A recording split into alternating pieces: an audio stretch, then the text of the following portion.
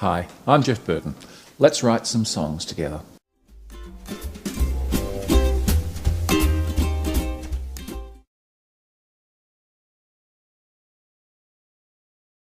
Well, here we are with our simple chord structure and a bit of humming over the top to give us a melody.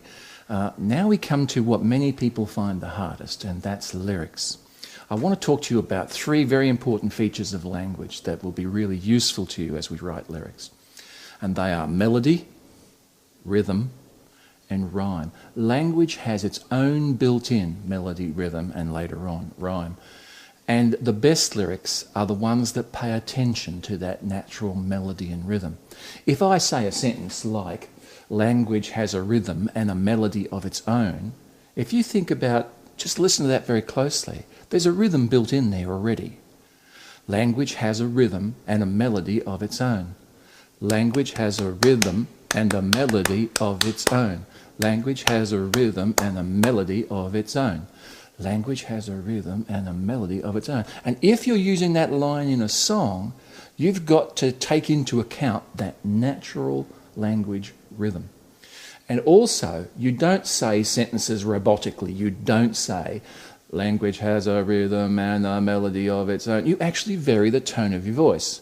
Language has a rhythm and a melody of its own. So if you were going to use a melody on that line, you'd use a melody that fits into that natural melody of that particular sentence. That's very important to keep in mind. Sometimes people try to cram sentences or phrases into lyrics that simply don't fit because they don't fit the natural rhythm and melody of that particular line.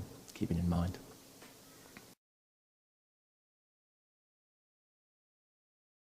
Another trap I've stumbled into over the years is asking that question, what should I write about? Or I think I'll write a song about X. I found that very difficult. It leads me more often than not to end up being stuck. I think it's too big a question. I think instead you let your subconscious do the work and you choose yourself some little thing, some little part of the song that appeals, and you build a song around that, and the song will become about something, and it will lead you to places that you wouldn't ordinarily have gone on your own. You say, I want an example of that, and that's coming right up.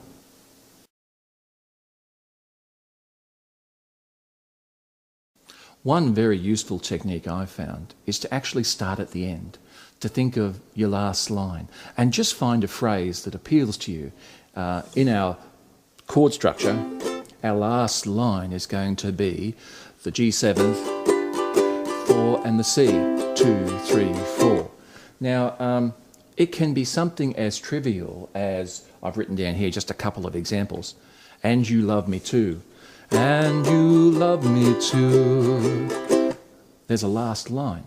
Now, that means that the song title is going to be And You Love Me Too, and every verse is going to end in that particular line. Or, and I don't belong to you. There's another line that can be a song title and the last line of every verse.